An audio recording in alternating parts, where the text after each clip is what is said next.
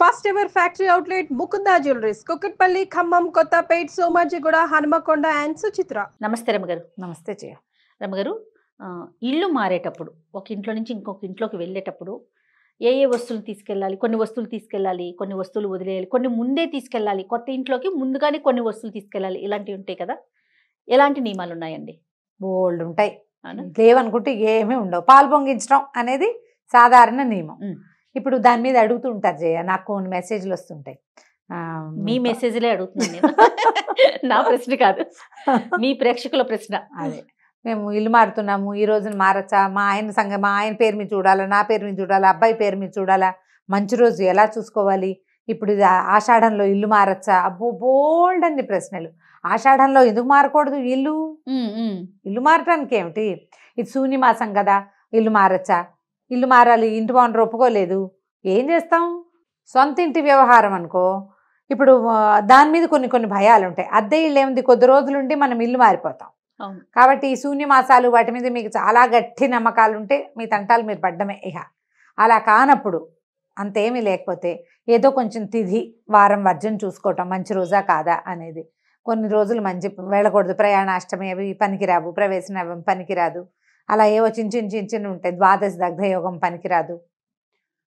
ఆ 3-4 చూసుకుని ఇల్లు మారటానికి అనేది చక్కగా పంచాంగంలో ఒక ప్రత్యేకమైన చిన్న కాలం ఉంటుంది.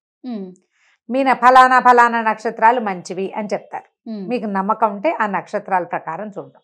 నమ్మకాలు లేవు, ఏం లేవు, సండే మీకు వీలైన రోజు, సెలవు రోజు, ఆ రోజున ఇల్లు చేంజ్ చేయటం మనకు వీలు. ఇది కదా ఎవరైనా సార్వజనీనమైన ఐడియా. అంతే, ఏదో మంచి రోజు, ఇవాళ ఆదివారం మంచిది, శనివారం మంచిది, ఇంతంత లెక్కలు తెలివి. ఎవరో నాబోటి అక్కయ్యని అడుగుతారు, నేనేదో ఇవాళ మంచిదేనా అంటే, మా వాళ్ళు ఎవరో ఒకళ్ళు ఫోన్ చేసేవాళ్ళు ఉన్నారు. కనపడితే మా వాచ్మెన్ కూడా అడుగుతాడు, అమ్మా ఇవాళ మంచిదేనా అని. ఏదో ఆదివారం దశమి, శుక్రవారం సప్తమి, శుక్రవారం, సప్తమి ఆదివారం, దశమి ఆదివారం, అలా కాస్త సుమారుగా ఒక మాదిరిగా చూసుకుని ఇళ్ళు మారిపోవచ్చు. అద్దెంటికి చాలా పెద్ద పెద్ద నియమాలు అయితే నిజంగా లేవు. ఎందుకంటే ఒక తాత్కాలిక వసతి. దీని మీద ఒకవేళ మనకి తెలిసి తెలియక ఏదైనా తిథులు బాగుండక అలా అయినా కూడా ఇబ్బంది లేకుండా ఉండటం కోసమే మన వాళ్ళు ఈ పాలు పొంగించుకునే విధానాన్ని పెట్టారు. ఏ ఇండక్షనో స్టవ్వో పాలు గీళ్ళు పట్టుకెళ్ళి ఓ దేవుడి పటం పట్టుకెళ్ళి, అమ్మా నాన్న ఉంటే అమ్మా నాన్నలది మంది ఒక ఫ్యామిలీ ఫోటో పెట్టుకుని దేవుడి పటాలు పట్టుకెళ్ళి అక్కడ పెట్టుకోవటము. ఈ పాలు స్టవ్ వెలిగించి దండం పెట్టుకుని ఈ స్టవ్ వెలిగించటం, ఓ పాల గిన్నె పెట్టుకోవటం. ఆ గిన్నె పాలు పొంగినాక అయ్యో పొంగిపోతున్నాయి అనకూడదు, ఉఫ్ అని పోదకూడదు. పొంగాక ఆపేయండి. అది ఇట్లా పైకి ఇలా పొంగాక ఒక స్పూన్ పంచదార వేయండి, అది అణిగిపోతుంది. ఒక పొంగు రానిచ్చినా చాలు. మామూలుగా గృహప్రవేశాలప్పుడు 3 పొంగులు రానివ్వాలి. పొర్లి కింద పొయ్యిలో పడాలి అంటారు. పొయ్యిలో పడితే స్టవ్లు పాడైపోతాయమ్మా, అలాంటి భ్రమల్లో ఉండకండి. పైకి వచ్చేదాకా అక్కడే నుంచోండి, శ్రద్ధగా నుంచుని ఆ పొంగుతూ ఉండగా వేయండి. ఒక స్పూన్ పంచదార వేస్తే పొంగు అణుగుతుంది. మళ్ళీ కావాలి 3 సార్లు కావాలి అంటే 3 సార్లు అలాగే పొంగించుకోండి. 3 చిటికలు పంచదార వేస్తే కాస్త అణుగుతుంది. ఆ పాలని పొంగించి పాయసం చేసుకుని నివేదన చేసుకోగలిగే సత్తా ఉంటే చేసుకోవటమే. అంతే. అంత లేదనుకో, పంచదార వేసిన పాలని మనం పట్టుకెళ్ళిన దేవుడి పటం దగ్గర పెట్టుకుని సాధారణంగా మనం పూజ చేసే పటాలే కాకుండా శివ కుటుంబాన్ని ఉంచుకోవాలి ఎప్పుడు కూడా. శివుడు, పార్వతి, ఆయన నంది, ఆవిడ తాలూకు వాహనం లేకపోయినా ఆయన వాహనమే ఆవిడ వాహనం. తర్వాత వినాయకుడు, కుమారస్వామి, ఆయన ఎలిక, ఈయన నెమలి కూడా పక్కన కొంచెం కనపడుతూ ఉండేటట్టుగా అలాంటివి ఉంటాయి. లేదా ఒళ్ళో కూర్చున్నట్టుగా ఉండేటువంటి శివ పరివారాన్ని గనక మనతో ఉంచుకుంటే మన ఇంట్లో, మనం ఇలా ఇల్లు మారేటప్పుడు మిగిలిన దేవీ దేవతల్ని తీసుకెళ్ళలేకపోయినా శివ పరివారం ఉన్న ఫోటోని పట్టుకెళ్ళినా సరిపోతుంది. శివ పరివారాన్ని కనుక మనం ఇల్లు మారేటప్పుడు, ఏదైనా పిల్లలకు సంబంధించిన వ్యవహారాలప్పుడు కనుక మనతో ఉంచుకుంటే చాలా సమస్యలు తగ్గిపోతాయని చెప్తారు పెద్దవాళ్ళు. ఇంకా మన ఇంట్లో లలిత అమ్మవారు, లక్ష్మీదేవి ఉంటే వాళ్ళని కూడా తీసుకెళ్ళచ్చు. అయితే ఇలా కొత్త ఇల్లు గృహప్రవేశం చేసేటప్పుడు చీపుళ్ళు, చేటలు మొదట పట్టుకెళ్ళకూడదు. అవును. తుడుచుకోవడానికి ఏమైనా క్లాత్లు పట్టుకెళ్ళి కావాలంటే తుడుచుకోండి. ఆ గట్టు మీద నీళ్ళు జల్లి శుభ్రంగా తుడిచేసి, నీళ్ళు జల్లిలో బట్ట పెట్టి తుడిచి ఓ చాక్ పీస్ పట్టుకెళ్తే దాంతో ముగ్గేసి, లేదా ఓ కాస్త ముగ్గు పిండి పట్టుకెళ్తే దాంతో ఓ ముగ్గేసుకుని దాని మీద స్టవ్ పెట్టుకుని ఉప్పు తీసుకెళ్ళరు. పాలు, పంచదార అవి తీసుకెళ్తారు. పొయ్యి తీసుకెళ్ళచ్చు. అక్కడికి వెళ్ళాక పొయ్యిలు పెట్టుకోలేం కాబట్టి ఈ పని చేయొచ్చు. అయితే అద్దె ఇల్లు జ్ఞాపకం పెట్టుకుని ఇల్లు మారేటప్పుడు మనం ఇల్లు మారుతున్నాం, ఆ ఇంట్లో నుంచి ఇంట్లోకి వస్తాం కదా, పాత చీపుర్లు, పాత చాటలు, చెప్పులు, పాత సామాన్లు, ఇంకా ఎప్పుడు ఈ ఇంట్లో కూడా యూజ్ కాకుండా ఆ ఇంటికి వెళ్ళినా యూజ్ కాని వస్తువులు ఏమైనా ఉంటే వాటిని ఇక్కడ వదిలిపెట్టేయండి. మనం వెళ్ళేటప్పుడు ఊడ్చి వెళ్ళకూడదని మనకు ఒక సిద్ధాంతం ఉంటుంది, చాలామంది చెప్తారు మనమే శుభ్రం చేయకూడదని.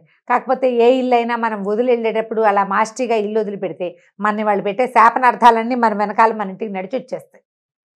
మీరు ఊడవకూడదు, ఆ వాచ్మెన్కో పని మనిషికో ఎవరికో ఒకటి 100 రూపాయలు 100లో ఏం అవ్వటం లేదండి, ఎక్కువ 100 ఇవ్వాలి. ఓ 100 అనేది పాతకాలపు అలవాటుతో చెప్తున్నా.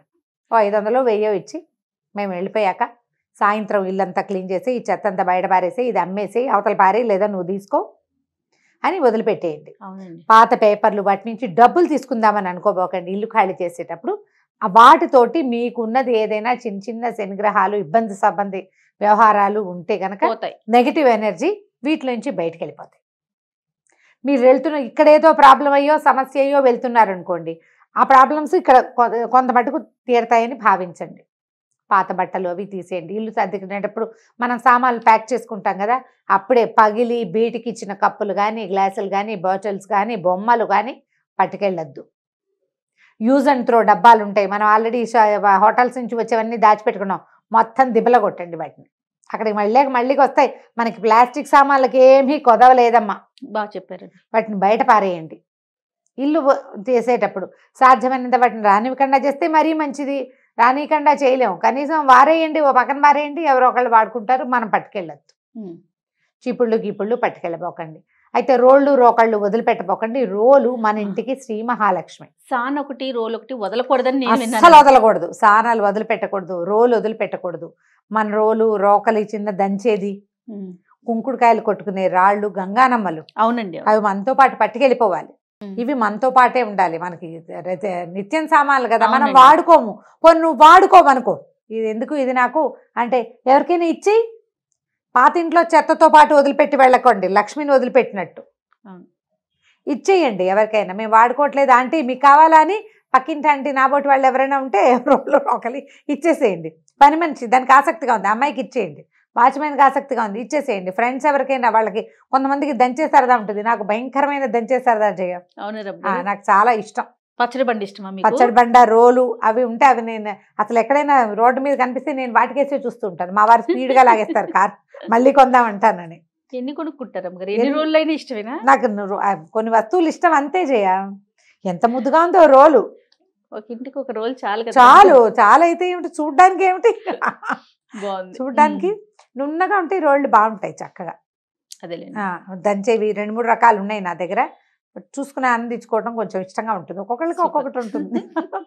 ఈసారి నేను చెన్నై వెళ్ళినప్పుడు మీకు ఇంకొక రోల్ తెచ్చిస్తాను. నున్నగా ఉండాలి, అవి చేయలేరా? ఆ పనులు రావు, అవి అలవాటు ఉండాలి కదా, ప్రాక్టీస్ ఉండాలి. అంటే చూడడానికి దాని మీద సరదా లేదా? నాకు రోలే సరదా.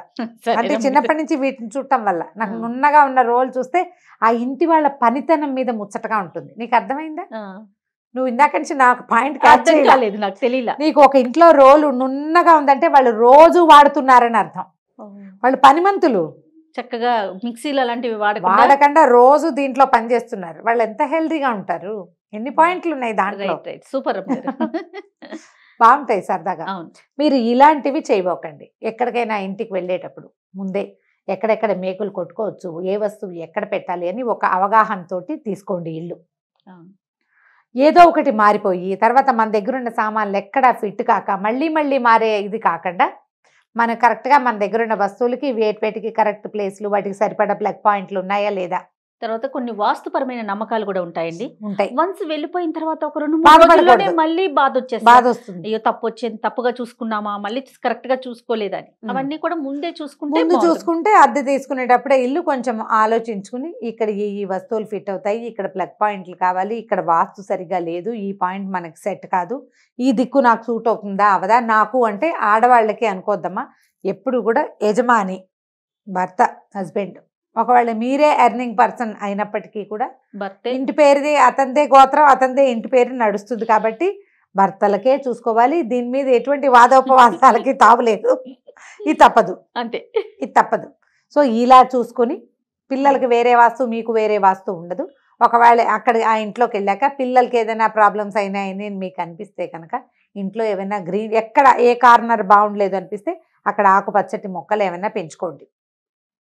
తప్పనిసరి అర్జెంటుగా వెళ్ళిపోవాల్సి వస్తుంది, ఏదో ఒక ఇల్లు తీసుకుంటాం, దాంట్లో వాస్తుపరమైన ఇబ్బందులు ఉంటే అక్కడ ఒక దేవతా ప్రతిమని పెట్టుకోవటము, ఒక పటం పెట్టుకోవటము, ఒక చిన్న మొక్క పెట్టుకోవటము, ఒక చక్క బింది ఇత్తడి బిందె పెట్టి దాని నిండా నీళ్లు నింపి పెట్టడము, తరచుగా నీళ్లు మార్చేస్తూ అలా కూడా పెట్టుకోవచ్చు. పూర్ణ కుంభం నిండు కుండతో నీళ్లు, మట్టిది కాకుండా ఇత్తడి అలాంటి పాత్ర ఏదైనా కూడా అలా పెట్టుకోవచ్చు. గిన్నె కాదు, నోరు తెరుచుకుని ఉండకూడదు, ఇట్లా చెంబులా ఉండాలన్నమాట, మూతి చిన్నది ఉండాలి, మూతి చిన్నది ఉండాలి. అలా పెట్టుకుంటే కనుక ఇలాంటి సమస్యలు కొంచెం తగ్గుముఖం పడతాయి.